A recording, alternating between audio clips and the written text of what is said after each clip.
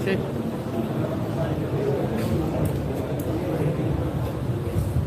الحمد لله نحمده ونستعينه ونستغفره ونعوذ بالله من شرور أنفسنا ومن سيئات أعمالنا من يهده الله فلا مضل له ومن يضلل فلا هادي له وأشهد أن لا إله إلا الله وحده لا شريك له وأشهد أن محمدا عبده ورسوله يا أيها الذين آمنوا اتقوا الله حق تقاته ولا تموتن إلا وأنتم مسلمون يا أيها الناس اتقوا ربكم الذي خلقكم من نفس واحدة وخلق منها زوجها وبث منهما رجالا كثيرا ونساء واتقوا الله الذي تساءلون به والأرحام إن الله كان عليكم رقيبا يا أيها الذين آمنوا اتقوا الله وقولوا قولا سديدا يصلح لكم أعمالكم ويغفر لكم ذنوبكم ومن يطع الله ورسوله فقد فاز فوزا عظيما أما بعد فإن أصدق الحديث كتاب الله وأحسن الهدي هدي محمد صلى الله عليه وسلم وشر الأمور محدثاتها وكل محدثة بدعة وكل بدعة ضلالة وكل ضلالة في النار. محترم مکرم حاضرین مجلس، بزرگوں، دوستوں، اسلامی بھائیوں، عزیز طلبہ، اللہ کے فضل و کرم سے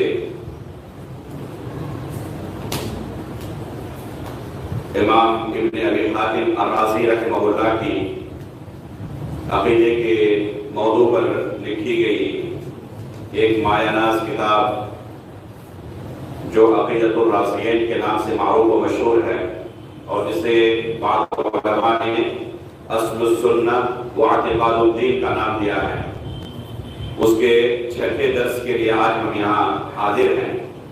اس سے پہلے گزشتہ درس میں الایمان بالیوم الآخر کے تعلق سے عذاب قبر کی بحث چل رہی تھی اور اس میں ہم نے تفصیل کے ساتھ پڑھا تھا کہ عذاب قبر برحق ہے۔ انشاءاللہ آج کے درس میں اس کے بعد سے پڑھنا شروع کریں گے اور جہاں تک اس مختصر وقت میں ممکن ہو سکے اس کی شرح کی کوشش کی جائے گی۔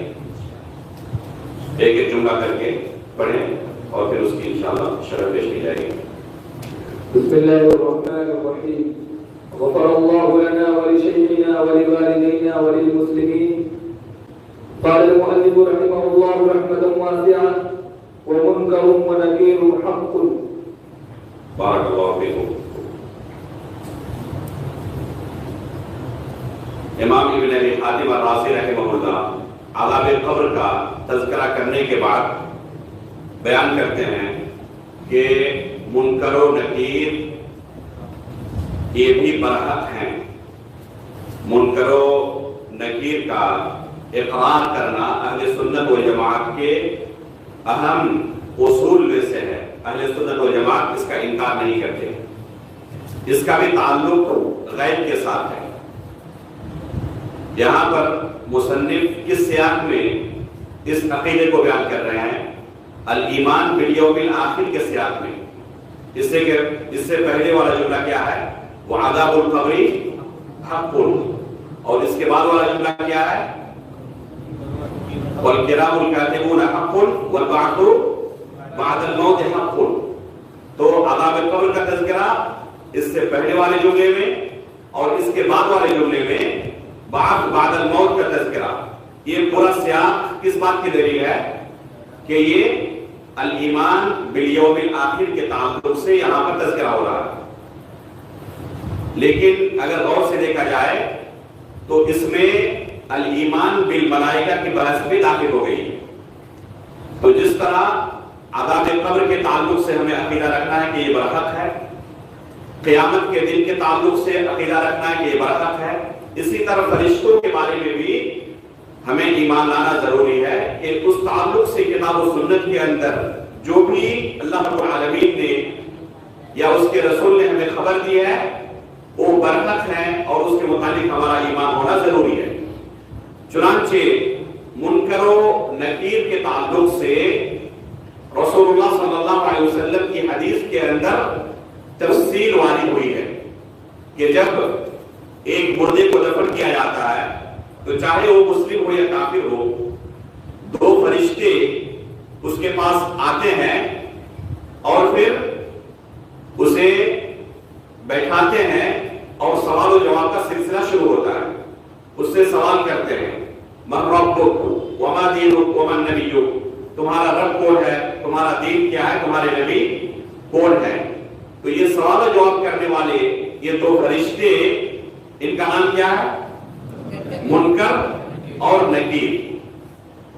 اکثر و بیشتر احادیث کے اندر اس واقعے کو اللہ کے رسول صلی اللہ علیہ وسلم نے جب بیان کیا ہے تو اکثر و بیشتر احادیث کے اندر منکر و نکیر کا لفظ نہیں آیا۔ اکثر و بیشتر احادیث کے اندر ملکان کا لفظ آیا ہوا ہے۔ اکثر و بیشتر احادیث کے اندر یہ دو فرشتے آتے ہیں، دو فرشتے آتے ہیں، صرف یہ عموم کے ساتھ بیان کیا گیا ہے، نام کی تخصیص کے ساتھ کہ ان کا نام منکر و نکیر ہے۔ اکثر و بیشتر احادیث میں ایسا نہیں آیا ہے۔ چنانچہ صحیح بخاری کے اندر انس بن مالک رضی اللہ تعالیٰ عنہ کی حدیث میں ہے، رسول اللہ صلی اللہ علیہ وسلم فرماتے ہیں ان العبد اذا وضع في قبره وتولى عنه اصحابه وانه لا يسمع قرع نعالهم اتاه ملکان، یہ پھر اس کے پاس دو فرشتے آتے ہیں فیقعدانہ، اور پھر وہ دونوں اس مردے کو بیٹھاتے ہیں۔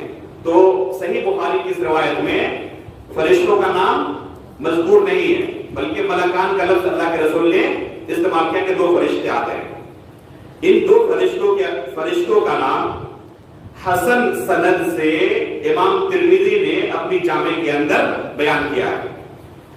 چنانچہ جامع ترمذی کے اندر ان دو فرشتوں کا نام وارد ہے کہ یہ منکر اور نکیر ہیں۔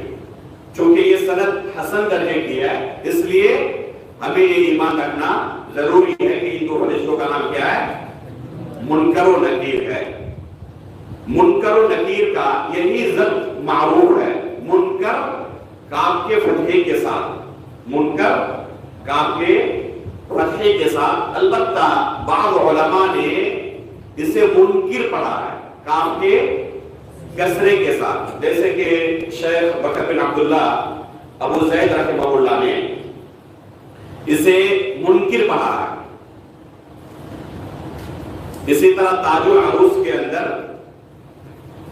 کہا ہے کہ یہ محسن کے وزن پر ہے، محسن میں عین کلمہ کیا ہے، اس پر کسرہ ہے۔ محسن کے وزن پر کیا ہوگا؟ منکر یا منکر ہوگا؟ منکر۔ تو اس طرح بعض علماء نے اسے منکر پڑھا ہے، یہاں تک کہ شیخ بکر بن عبداللہ ابو زید رحمہ اللہ نے کہا ہے کہ اکثر و بیشتر لوگوں کے یہاں یہ منکر معروف ہے، جو کہ حقیقت کے خلاف ہے، یہ اصل میں منکر ہے۔ لیکن راجح یہی معلوم ہوتا ہے کہ یہ منکر ہی ہے، منکر نہیں ہے۔ راجح یہی معلوم ہوتا ہے کہ یہ منکر ہے، منکر نہیں ہے، بلکہ امام سیوطی رحمہ اللہ نے اس بارے میں اتفاق نقل کیا علماء کا کہ یہ کاف کے فتحے کے ساتھ منکر ہے، کاف کے کسرے کے ساتھ منکر نہیں۔ چنانچہ فرماتے ہیں وَضَبْطُ مُنْكَرٍ بِفَتْحِ كَافِ وَضَبْطُ مُنْكَرٍ بِفَتْحِ كَافِ فَلَسْتُ أَدْرِي فِيهِ مِنْ خِلَافِ وَضَبْطُ مُنْكَرٍ بِفَتْحِ كَافِ فَلَسْتُ أَدْرِي فِيهِ مِنْ خِلَافِ، کہ لفظ منکر کا صحیح ضبط کاف کے فتحے کے ساتھ ہے، اور اس مسئلے میں کسی اختلاف کا مجھے کوئی علم نہیں ہے۔ یعنی انہوں نے کیا کیا؟ اتفاق نقل کیا ہے کہ اس کا صحیح ضبط منکر ہے۔ اسی طرح ابن حجر الہیثمی رحمہ اللہ نے، یہ حافظ ابن حجر نہیں ہے، ایک دوسرے عالم ہیں ابن حجر الہیثمی، تو الفتاوی الحدیثیہ کے اندر اس مسئلے کے تعلق سے فرماتے ہیں بفتح الکاف اتفاقا، بفتح الکاف اتفاقا، کہ بالاتفاق یہ کاف کے فتحے کے ساتھ ہے، کسرے کے ساتھ نہیں ہے. لیکن جیسے کہ ابھی ذکر کیا گیا کہ بعض علماء نے کسرے کے ساتھ بھی پڑھا ہے، تو آپ یہ کہہ سکتے ہیں کہ اس میں اختلاف اگر ذکر بھی کیا جائے تو بہت ہی شاذ و نادر اختلاف ہے. اکثر علماء کا یہی معقول رہا ہے کہ اسے کاف کے فتحے کے ساتھ پڑھتے ہیں، منکر منکر نہیں. بعض علماء نے ان دو فرشتوں کا نام منکر و نکیر کے علاوہ دوسرا بھی بیان کیا ہے. چنانچہ علماء شافعیہ میں سے ایک عالم دین ہے ابن یونس کے نام سے معروف ہے، یہ فرماتے ہیں کہ ان دو فرشتوں کا نام مبشر اور بشیر ہے، منکر و نکیر نہیں بلکہ کیا ہے؟ مبشر و بشیر.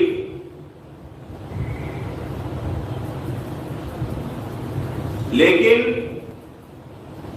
اس نام کے لیے کوئی دلیل ہمیں نہیں ملتی، اس نام کے لیے ہمیں کوئی دلیل نہیں ملتی، لہذا بلا دلیل اس قول کو قبول کرنا ممکن نہیں ہے. حقیقت میں منکر و نکیر یہ جو نام ہے اس کا انکار معتزلہ کے علاوہ کسی نے نہیں کیا، اہل سنت میں سے کسی نے انکار نہیں کیا اس کا. اور اس سے پہلے کہا گیا ہے کہ معتزلہ بالعموم عذاب قبر کا ہی انکار کرتے ہیں، وہ اس چیز کو ثابت ہی نہیں مانتے. تو ظاہر سی بات ہے کہ ان کے یہاں اس کا تصور نہیں ہے. امام احمد بن حنبل رحمہ اللہ امام اہل السنہ فرماتے ہیں، ان کا قول ہے وَنُؤْمِنُ بِعَذَابِ الْقَبْرِ وَبِمُنْكَرٍ وَنَكِيرٍ. امام احمد بن حنبل رحمہ اللہ فرماتے ہیں نُؤْمِنُ بِعَذَابِ الْقَبْرِ وَبِمُنْكَرٍ وَنَكِيرٍ، کہ ہم عذاب قبر پر بھی ایمان لاتے ہیں اور منکر و نکیر پر بھی ایمان لاتے ہیں. تو یہی سلف کا عقیدہ رہا ہے، یہی سلف کا عقیدہ رہا ہے کہ وہ منکر و نکیر پر ایمان رکھتے ہیں. چنانچہ یہاں پر امام ابن ابی حاتم الرازی رحمہ اللہ اپنے والد محترم ابو حاتم الرازی اور ابو زرعہ الرازی رحمہ اللہ سے نقل کرتے ہیں کہ اس زمانے کے تمام علماء کا یہ عقیدہ تھا کہ وہ منکر و نکیر کو برحق سمجھتے ہیں اور اسی کے مطابق اپنا عقیدہ رکھتے ہیں. آگے بڑھیں. والکرام الکاتبون حق، والکرام کرام بکسر الکاف، والکرام الکاتبون حق. آگے مصنف فرماتے ہیں کہ کرام کاتبین یہ بھی برحق ہے. الکرام الکاتبون ان پر ایمان لانا بھی برحق ہے اور واجب ہے.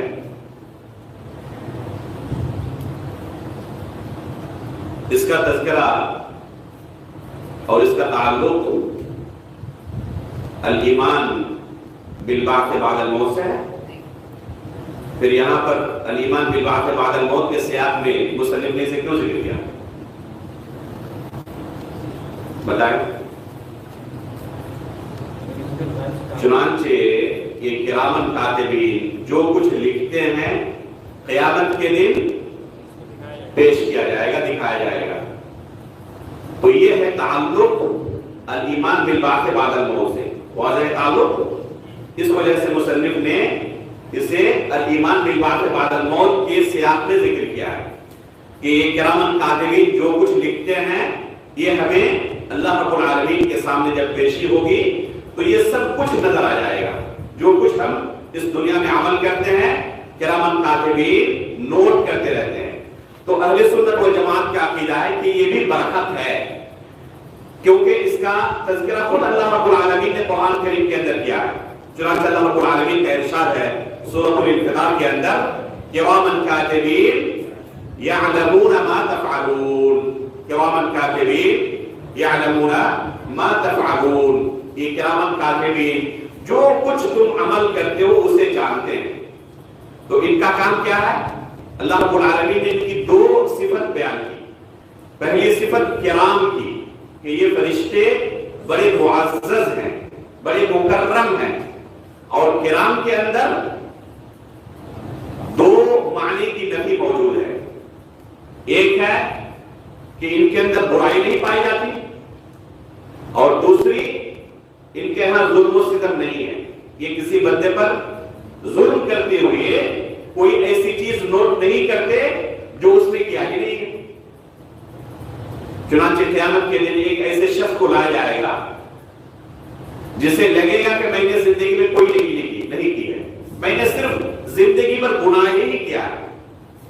اللہ رب العالمین اس کے سامنے گناہوں کے 99 رجسٹر پھیلا دے گا، اور ایک ایک رجسٹر کی حالت یہ ہوگی کہ جہاں تک نگاہ جائے وہ ایک رجسٹر نظر آئے گا. اللہ رب العالمین اس بندے سے پوچھے گا کہ کیا کرامن کاتبین نے، جو بندوں کے اعمال لکھنے والے فرشتے تھے، انہوں نے کیا تمہارے اوپر کوئی ظلم کر دیا؟ کہیں ایسا تو نہیں کہ تم نے کوئی گناہ نہیں کیا اور تمہارے رجسٹر میں اسے درج کر دیا ہے؟ تو بندہ کیا کہے گا کہ اللہ رب العالمین ایسی بات نہیں ہے، انہوں نے کوئی ظلم نہیں کیا ہے. تو یہ فرشتے جو بندوں کے اعمال درج کرتے رہتے ہیں، یہ ذرہ برابر کسی بندے پر ظلم نہیں کرتے. چنانچہ اللہ رب العالمین نے انہیں کس نام سے موصوف کیا ہے؟ کرام کے نام سے. اور کرام یہ ظلم کے اپوزٹ ہے، برعکس ہے. اگر کوئی ظالم ہو تو اسے کرام نہیں کہا جاتا. اور دوسری صفت اللہ نے کیا بیان کی؟ کاتبین کی، کہ یہ لکھتے رہتے ہیں.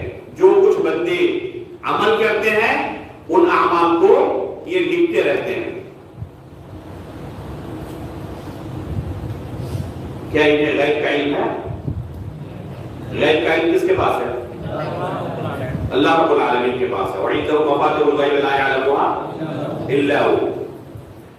بہت سارے اعمال انسان دل میں اس کی نیت کرتا ہے یا نہیں، جن کا تعلق دل سے ہے. امام محمد بن عبد الوہاب رحمہ اللہ نے الاصول الثلاثہ کے اندر دل سے تعلق رکھنے والے 14 اعمال کا تذکرہ کیا ہے. تو دل کے ساتھ بہت سارے اعمال کا تعلق ہے. جب تک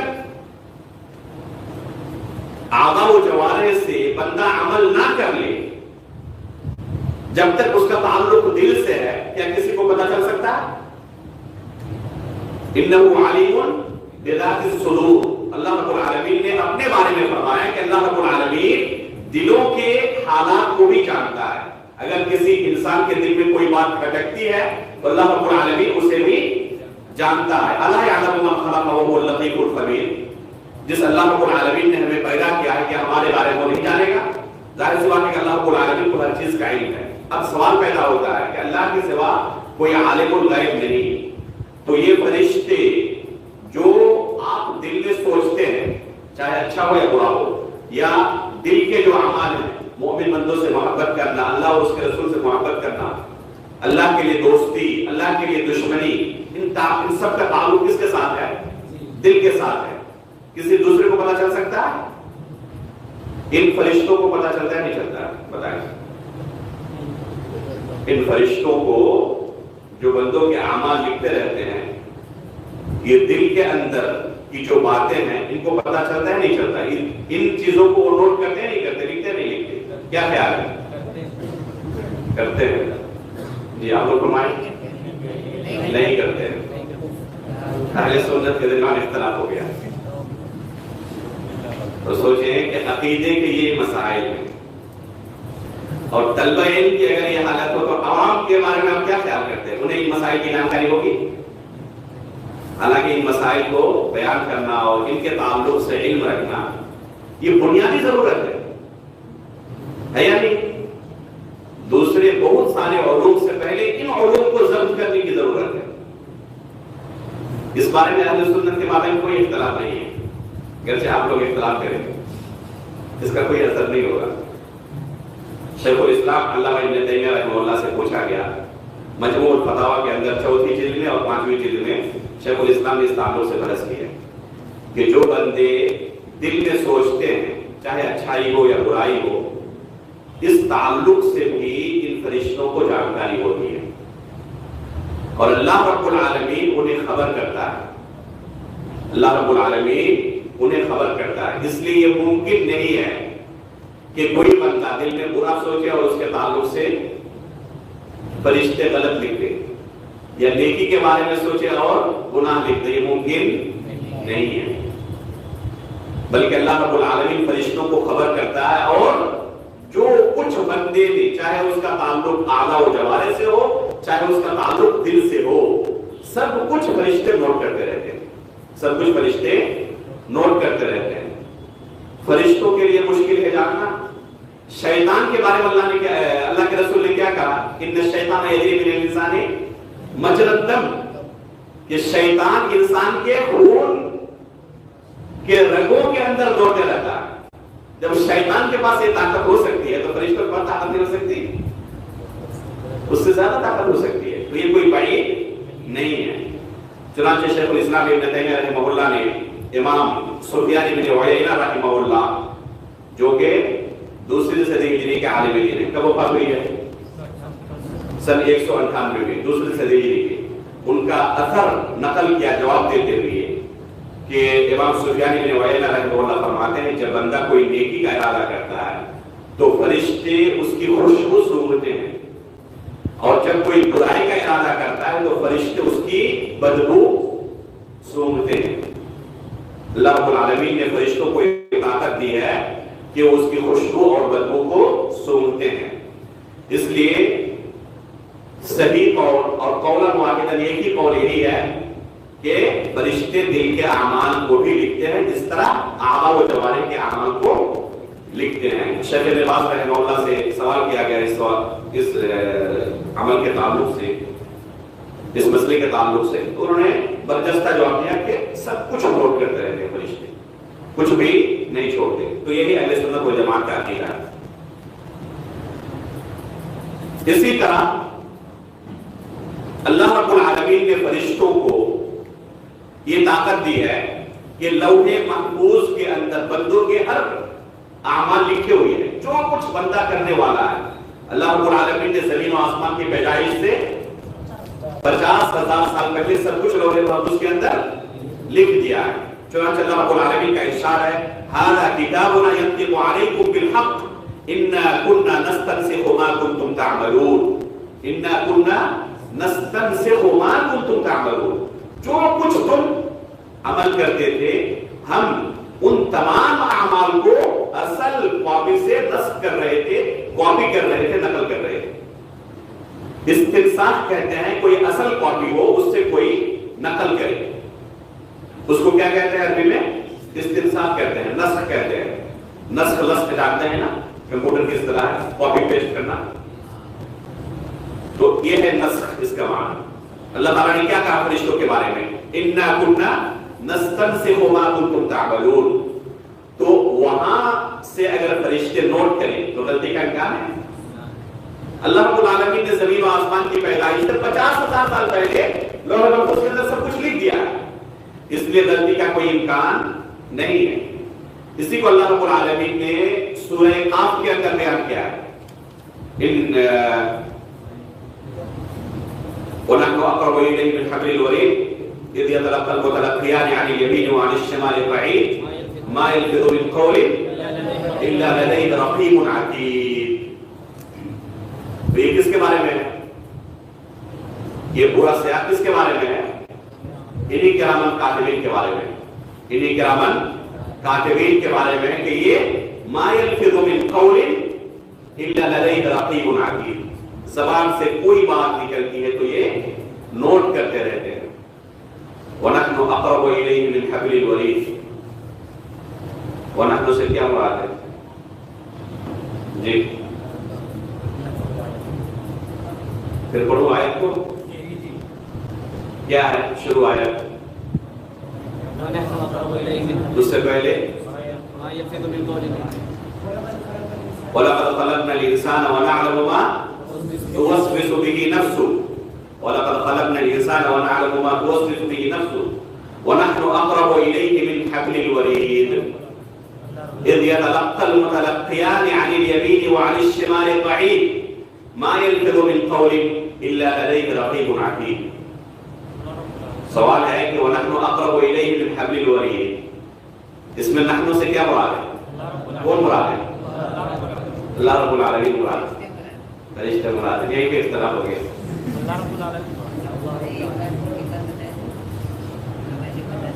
حقیقت میں اس آیت کی دو تفسیر کی گئی ہے، وَنَحْنُ أَقْرَبُ إِلَيْهِ مِنْ حَبْلِ الْوَرِيدِ، اس کی دو تفسیر کی گئی ہے۔ پہلی تفسیر ہے کہ اس سے اللہ رب العالمین کا علم اور اس کی قدرت مراد ہے، اللہ رب العالمین کا علم اور اس کی قدرت مراد ہے۔ وَنَحْنُ أَقْرَبُ إِلَيْهِ یعنی علم اللہ وقدرتہ، کہ اللہ رب العالمین کا علم اور اس کی قدرت تمہارے رگے جان سے بھی زیادہ قریب ہے۔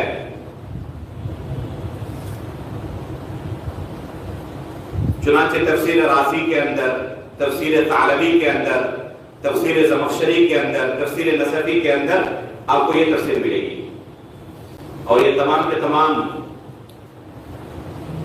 تفسیریں کن کی تفسیریں ہیں؟ جی، ان تمام تفسیروں میں معتزلہ کا اثر ہے، یہ اہل سنت و جماعت کے عقیدے پر نہیں تھے۔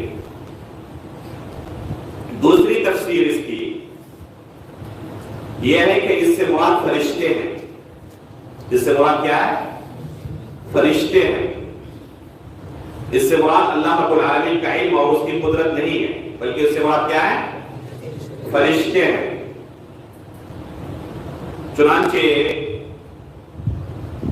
حافظ ابن کثیر رحمہ اللہ تفسیر ابن کثیر کے اندر فرماتے ہیں وَقَوْلُهُ وَنَحْنُ أَقْرَبُ إِلَيْهِ مِنْ حَبْلِ الْوَرِيدِ یعنی ملائکتہ تعالی اقرب إِلَى الْإِنسان مِنْ حَبْلِ وَرِيدِهِ إِلَيْهِ۔ سنا آپ نے سلفی تفسیر حافظ ابن کثیر رحمہ اللہ، علامہ ابن تیمیہ رحمہ اللہ کے شاگرد رشید۔ اگر کہا جائے کہ تفسیر بالمأثور میں سب سے مہذب تفسیر کون سی ہے تو تفسیر ابن کثیر ہے علی الاطلاق۔ حافظ ابن کثیر رحمہ اللہ اس آیت کی تفسیر میں کیا فرماتے ہیں؟ قولہ تعالی وَنَحْنُ أَقْرَبُ إِلَيْهِ مِنْ حَبْلِ الْوَرِيدِ یعنی ملائکتہ تعالی اقرب إِلَى الْإِنسَانِ مِنْ حَبْلِ وَرِيدِهِ إِلَيْهِ، یعنی اس آیت سے مراد اللہ رب العالمین کے فرشتے ہیں جو انسان کے شہے رگ سے بھی زیادہ قریب ہیں۔ شیخ الاسلام علامہ ابن تیمیہ رحمہ اللہ نے مجموع الفتاوی کی 5ویں اور 6ٹھی جلد میں،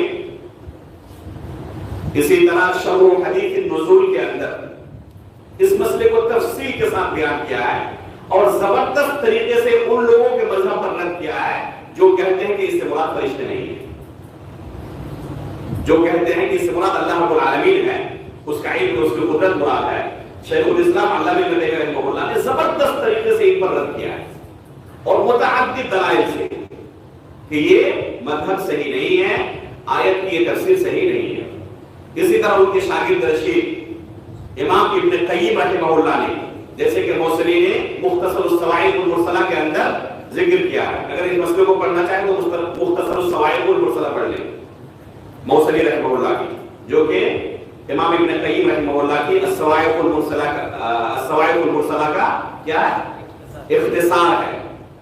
تو اس کے اندر پڑھے دلائل کا انبار لگا دیا انہوں نے، بہت ہی نفیس بحث کی ہے، اور ثابت کیا ہے کہ یہاں پر اس آیت میں وَنَحْنُ أَقْرَبُ إِلَيْهِ مِنْ حَبْلِ الْوَرِيدِ سے مراد کیا ہے؟ فرشتے ہیں، اللہ رب العالمین کا علم یا اس کی قدرت مراد نہیں ہے۔ یہ سلف کے ہم معروف رہا ہے، اور بہت سارے طلبہ علم کو آپ پائیں گے کہ اس سے واقف نہیں ہے۔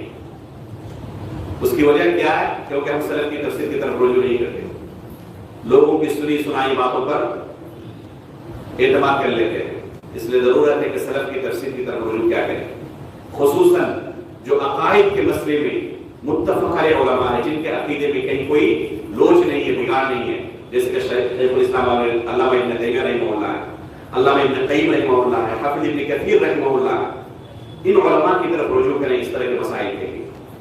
استاد محترم شیخ ابراہیم بن عامر الروحیلی حفظہ اللہ نے جب ہمیں یہ مسئلہ پڑھا ہے تو تفصیل کے ساتھ ان تمام دلائل کا رد کیا اور دلائل سے ثابت کیا کہ اس سے مراد فرشتے ہی ہیں. تھوڑا سیاق کسی پر دلالت کرتا ہے. اذ یتلقى المتلقی عن الیمین وعن الشمال قعید. کیا اس بارے میں کوئی شبہ ہے کہ اس سے مراد فرشتے ہیں؟ اذ یتلقى المتلقیان عن الیمین وعن الشمال قعید.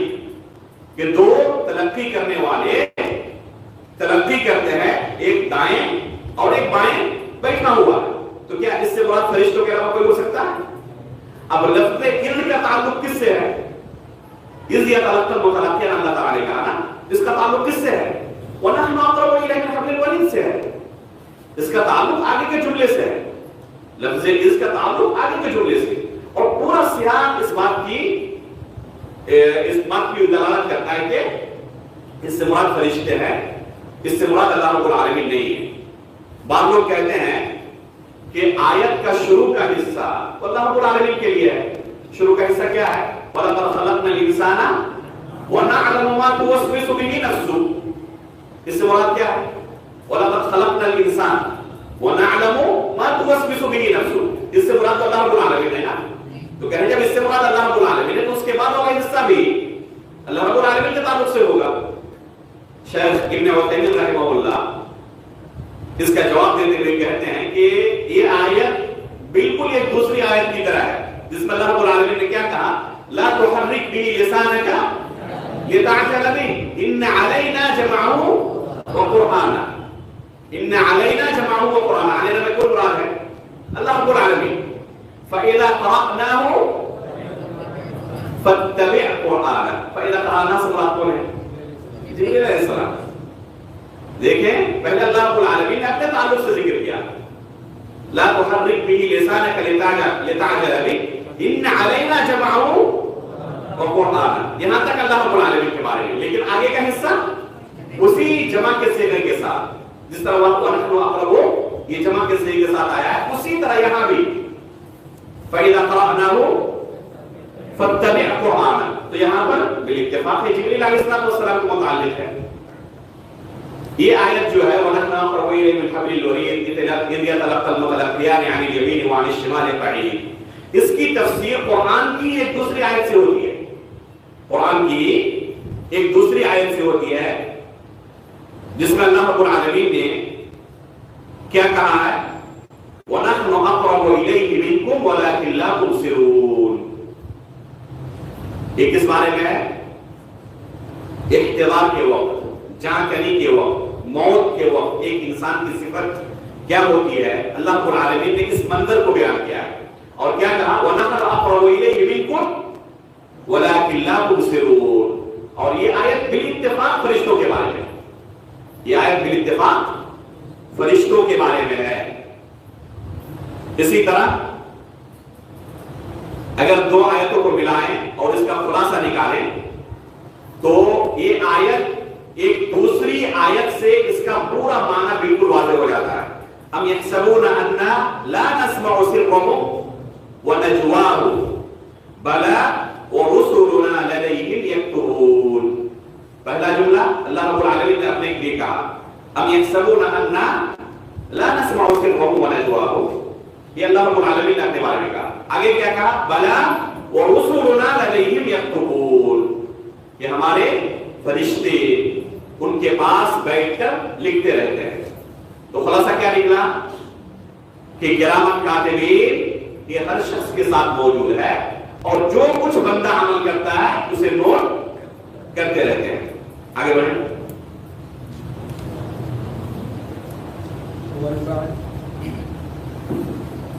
والبعث من بعد الموت حق. والبعث من بعد الموت حق. اس کے بعد مصنف فرماتے ہیں کہ مرنے کے بعد ہمیں دوبارہ اٹھایا جائے گا،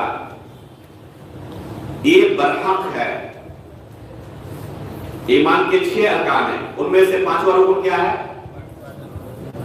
والبعث بعد الموت. یوم آخرت کا جو معاملہ ہے تو اس میں عقیدے کے بہت سارے مسائل ہیں شامل. ان میں سے ایک مسئلہ کیا ہے؟ البعث بعد الموت، ان میں سے ایک مسئلہ ہے یہ. بہت سارے مسائل ہم پڑھ چکے ہیں اب تک، اور بھی تفصیل وارد ہے کتاب و سنت کے اندر. ان مسائل میں سے جیسے عذاب قبر کے بارے میں ہم نے پڑھا، پرسرات کے بارے میں پڑھا، میزان کے بارے میں پڑھا، حوض کے بارے میں پڑھا، یہ قیامت کے مسائل ہیں نا. ان میں سے ایک مسئلہ کیا ہے؟ البعث بعد الموت کا، کہ مرنے کے بعد ہمیں دوبارہ اٹھایا جائے گا. لیکن ایمان کے ارکان کو جب اللہ کے رسول نے بیان کیا تو اس رکن کو بیان کرتے ہوئے خصوصی طور پر جس مسئلے کا تذکرہ کیا وہ یہی مسئلہ ہے البعث بعد الموت کا، کیونکہ یہ ایمان بالیوم الآخر میں سب سے بڑی چیز یہی ہے. اگر کوئی کسی پر ایمان نہ رکھے تو باقی چیزوں پر ایمان رکھے گا؟ اگر کسی کا اس پر ہی ایمان نہ ہو کہ ہمیں دوبارہ اٹھایا جائے گا تو وہ پرسرات کے بارے میں، میزان کے بارے میں، حوض کوثر کے بارے میں، جنت کے بارے میں، جہنم کے بارے میں، عذاب قبر کے بارے میں، ان چیزوں کے بارے میں ایمان رکھ سکتا ہے؟ ظاہر سی بات ہے کہ ان چیزوں کے بارے میں ایمان بدل جوڑا نہیں رکھے گا اگر اس کا ایمان ہی نہ ہو کہ ہمیں دوبارہ اٹھایا جائے گا. چنانچہ کفار کے علاوہ کسی نے اس کا انکار نہیں کیا. کفار ہی ہیں جو بعث بعد الموت کا انکار کرتے ہیں. اس لیے اللہ تعالیٰ نے خصوصی طور پر اس چیز کا تذکرہ کیا ہے قرآن کریم کے اندر کئی جگہوں پر، اور رسول اللہ صلی اللہ علیہ وسلم نے ایمان کے ارکان کو بیان کرتے ہوئے اسی جز کو ہائی لائٹ کیا ہے، اور اسی جز کے ساتھ اس ایمان کا نام موصول کیا گیا ہے. پہلا رکن الایمان باللہ، دوسرا رکن الایمان بالملائکہ، اور جب قیامت کے بارے آئی تو کیا کہا؟ الایمان بالبعث بعد الموت، کہ موت کے بعد دوبارہ اٹھایا جائے گا، اس پر ایمان لانا. چنانچہ اللہ رب العالمین نے قرآن کریم کے اندر کفار کے متعلق بیان کیا ہے کہ وہ اس کا انکار کرتے ہیں، اس کا اقرار نہیں کرتے. کئی آیتوں میں اللہ رب العالمین نے کفار کے اس عقیدے کا بیان کیا ہے. مثلا سورہ قاف میں اللہ رب العالمین نے ان کا عقیدہ بیان کرتے ہوئے کیا کہا؟ اَإِذَا مِتْنَا وَكُنَّا تُرَابًا ذَلِكَ رَجْعٌ بَعِيدٌ، جب ہم مر جائیں گے، مٹی بن جائیں گے، سڑ گل جائیں گے، اس کے بعد دوبارہ اٹھایا جائے گا، یہ تو بہت دور کی کوئی ہے، ایسا نہیں ہو سکتا، یہ بہت دور کی بات ہے. اسی طرح اللہ رب العالمین نے کہا ان کے بارے میں زعم الذین کفروا ان لن یبعثوا، ان کفار کا گمان ہے کہ یہ دوبارہ اٹھائے نہیں جائیں گے. لفظ زعم جو ہے عربی زبان میں یہ ہمیشہ برے معنی کے لیے آتا ہے، یعنی برا گمان کسی کا ہو. آپ نہیں پائیں گے کہ لفظ زعم کا استعمال مدح کے سیاق میں آیا ہو. ہمیشہ اس کا استعمال کس سیاق میں ہوتا ہے عربی میں؟ زعم فاسد کے بارے میں، برے معنی میں، مذمت کے سیاق میں اس کا تذکرہ آتا ہے. تو اللہ رب العالمین نے کفار کا عقیدہ بیان کرتے ہوئے قرآن میں کیا کہا؟ زعم الذین کفروا ان لن یبعثوا، کہ کفار کا گمان ہے دوبارہ ہمیں اٹھایا نہیں جائے گا. اللہ رب العالمین نے سختی کے ساتھ اس باطل عقیدے کا رد کرتے ہوئے کیا کہا؟ قل بلا وربی لتبعثن، تین تاکید. پہلے بلا کہا، قل بلا وربی، اور اس کے بعد قسم کھایا اللہ رب العالمین نے اپنی ذات کا، اور پھر آگے لام تاکید کے ساتھ لتبعثن، تین تاکید کے ساتھ اللہ نے کہا کہ یقیناً، اس میں ذرہ برابر بھی کوئی شک و شبہ نہیں ہے، تمہیں یقیناً اللہ رب العالمین کے پاس پیش کیا جائے گا، تم یقیناً اٹھائے جاؤ گے. اور جب اٹھائے جاؤ گے تو ایسا نہیں کہ صرف اٹھائے جاؤ گے، پھر اس کے بعد حساب و کتاب ہوگا. ثم لتنبؤن بما عملتم وذلك على الله يسير. اور یہ اللہ رب العالمین کے لیے کوئی مشکل کام بھی نہیں ہے، اللہ رب العالمین کے لیے یہ نہایت ہی آسان کام ہے. اسی طرح اللہ رب العالمین نے کفار کے اوپر رد کرتے ہوئے کیا کہا؟ ثم انکم بعد ذلك لمیتون ثم انکم یوم القیامۃ تبعثون، کہ قیامت کے دن تم پھر دوبارہ اٹھائے جاؤ گے. تو اللہ رب العالمین نے قرآن کریم کے اندر بے شمار جگہوں پر اس عقیدے کو بیان کیا ہے اور کفار پر رد کیا ہے. بلکہ اگر کہا جائے کہ شاذ اور نادر بھی کوئی آپ کو ایسی سورہ قرآن میں مل جائے جس میں اس عقیدے کا تذکرہ نہ ہوا ہو. یہ اسلام کے بنیادی عقائد میں سے ہے کہ یہ بندہ عقیدہ رکھے کہ ہمیں مرنے کے بعد دوبارہ اٹھایا جائے گا، اللہ کے سامنے پیشی ہوگی، اپنے عمل کا حساب دینا ہوگا. اگر یہ ختم کر دیا جائے، اگر یہ ختم کر دیا اور کہا جائے کہ نہیں کوئی پیشی نہیں ہوگی، کوئی حساب کتاب نہیں ہوگا، دوبارہ اٹھانے کا معاملہ نہیں ہے، اس دنیا میں جو کچھ جس نے کیا یہاں معاملہ جیسے وہ مر جاتا ہے یہی پورا ختم ہو جاتا ہے، تو کیا اگر حقیقت میں یہی معاملہ ہوتا تو یہ شریعت نازل کرنے کی کوئی ضرورت تھی؟ نیکی کرنے برائیوں سے بچنے کی کوئی ضرورت تھی؟ ہر کوئی اپنی مرضی کے مطابق جیسے چاہتا کرتا۔ یہ عقل بھی اس بات کا تقاضا کرتی ہے کہ کوئی ایسا سسٹم ہونا چاہیے کہ جو کچھ ہم اس دنیا میں کمائیں ہمیں اس کا اجر ملے، اور نہ ایک بندہ زندگی بھر اللہ کی عبادت کرے اور اسے کچھ نہ ملے، تو ظاہر سی بات ہے کہ اس کے لیے خسارہ۔ عقل اس بات کو قبول نہیں کر سکتی اگر کسی کے پاس عقل سلیم ہو کہ کوئی شخص زندگی بھر اچھا عمل کرتا رہے اور موت کے ساتھ یہ پورا سسٹم ختم ہو جائے، اس کے بعد اس کے لیے کچھ نہ ہو۔ اسی طرح کوئی زندگی بھر دوسروں پر ظلم و ستم کرتا رہے طاقت کے بل بوتے، اور مرنے کے ساتھ اس کا معاملہ اس کی فائل کلوز ہو جائے، اس کے ساتھ اور آگے کچھ نہ ہو۔ یہ عقل قبول نہیں کر سکتی اگر کسی کے پاس عقل سلیم ہو۔ یہ پوری دنیا میں آپ کہیں پہ چلے جائیں، ہر جگہ پر ایک عدالت ہے، کورٹ ہے، کچہری، پورا سسٹم ہے یا نہیں ہے؟ چاہے وہ کفار کا ملک ہو چاہے مسلمانوں کا ہو۔ یہ انہوں نے سسٹم کیوں کیا اور اس میں لاکھوں کروڑوں روزانہ خرچ کرتے ہیں؟ کس لیے؟ تاکہ ظالم کو سزا دی جائے اور مظلوم کو اس کا حق دیا جائے۔ اس لیے نہ یہ سسٹم لوگوں نے بنایا ہوا ہے۔ تو جب یہ عقل فیصلہ کرتی ہے، تقاضا کرتی ہے کہ ظالم کو سزا ملنی چاہیے، ہم دیکھتے ہیں اپنی آنکھوں سے کہ کتنے ظالمین زندگی پر ظلم کرتے رہتے ہیں اور اس دنیا سے رخصت ہو جاتے ہیں، انہیں سزا نہیں ملتی ہے، آخری سانس تک کوئی سزا نہیں ملی، تو اس کو کہاں سزا ملی؟ تو جب آپ نے یہ سسٹم بنایا تھا، اتنا خرچ کیا تھا، تو آپ کا سسٹم تو فیل ہو گیا۔ آپ نے یہ سسٹم کیوں بنایا تھا کہ ظالم کو سزا دی جائے، مظلوم کو اس کا حق دیا جائے؟ آپ نے یا تو کوشش ہی نہیں کی یا کوشش بھی کی تو کامیاب نہیں ہو سکے۔ ظالم زندگی پر ظلم کرتا رہا اور اس دنیا سے آن بان شان کے ساتھ رخصت ہو گیا، تو کیا اس کے ساتھ یہ فائل کلوز ہو جائے، اس کے ساتھ کوئی اور آگے معاملہ نہ ہو؟ یہ عقل قبول نہیں کر سکتی۔ حقیقت میں اگر کہیں کوئی ظالم بادشاہ نہ ہو، بہت ہی عادل ہو، جج بھی بہت عادل ہو، انصاف بھی کرے، تو کتنا انصاف کر سکتا ہے؟ اتنا ہی کر سکتا ہے جتنا اس کے پاس پاور ہے، طاقت ہے۔ پاور سے زیادہ، طاقت سے زیادہ وہ انصاف کر سکتا ہے۔ ایک عدالت میں ایک کیس لایا گیا کہ ایک شخص نے ایک شخص کا ناحق قتل کر دیا ہے، خون کر دیا ہے۔ اگر انصاف پسند جج رہا تو کیا کہے گا کہ اس کو بھی قصاص کے طور پر قتل کر دیا جائے، ٹھیک ہے۔ ایک دوسرا کیس لایا گیا جس میں ایک شخص نے 10 لوگوں کو ناحق قتل کیا ہے، کیا دونوں کا جرم برابر ہے؟ آسمان و زمین کا فرق ہے دونوں کے جرم میں۔ اب یہ جج انصاف کرنا بھی چاہے تو کیا 10 بار اسے قتل کر سکتا ہے؟ ایک بار قتل کیا، پھر اسے زندہ کرے، پھر دوسرے شخص کے بدلے دوبارہ قتل کرے، پھر اسے زندہ کرے، پھر تیسرے شخص کے بدلے تیسری بار قتل کرے، ممکن ہے اس کے لیے؟ انسان کے پاس یہ پاور ہی نہیں ہے۔ اگر کرنا بھی چاہے تو اس حد تک وہ انصاف کر سکتا ہے جتنا اس کے پاس پاور ہے، اس سے زیادہ اس کے پاس طاقت ہی نہیں کہ وہ انصاف کر سکے۔ لیکن اللہ تعالیٰ کے پاس یہ پاور ہے یا نہیں؟ تو عقل اس بات کا تقاضا کرتی ہے کہ ایک عدالت ایسی ہونی چاہیے جس میں ہر شخص کو اپنے کیے ہوئے عمل کا پورا بدلہ ملے۔ اور اللہ رب العالمین نے اسی کا وعدہ کیا ہے کہ اللہ کے پاس ایک ایسی عدالت قائم ہوگی جس میں ذرے کے برابر بھی اگر کسی نے نیک کام کیا ہوگا اسے بھی دیکھے گا، ذرے کے برابر اگر برا کیا ہوگا اسے بھی دیکھے گا۔ پورا انسان کو بدلہ دیا جائے گا۔ کل نفس ذائقۃ الموت وانما، کیا کہا اللہ تعالیٰ نے؟ توفون اجورکم، توفون، پورا بدلہ دیا جائے گا، ذرہ برابر کسی کے ساتھ ظلم نہیں ہوگا۔ تو یہ عقل بھی اس بات کا تقاضا کرتا ہے، اگر ایسا نہ ہوتا تو یہ عبث ہوتا، یہ شریعت نازل کرنا اور انبیاء کرام کو بھیجنا یہ عبث ہی ہوتا ہے، اور اللہ رب العالمین کوئی عبث کام نہیں کرتے۔ اس لیے اللہ تعالیٰ نے کیا کہا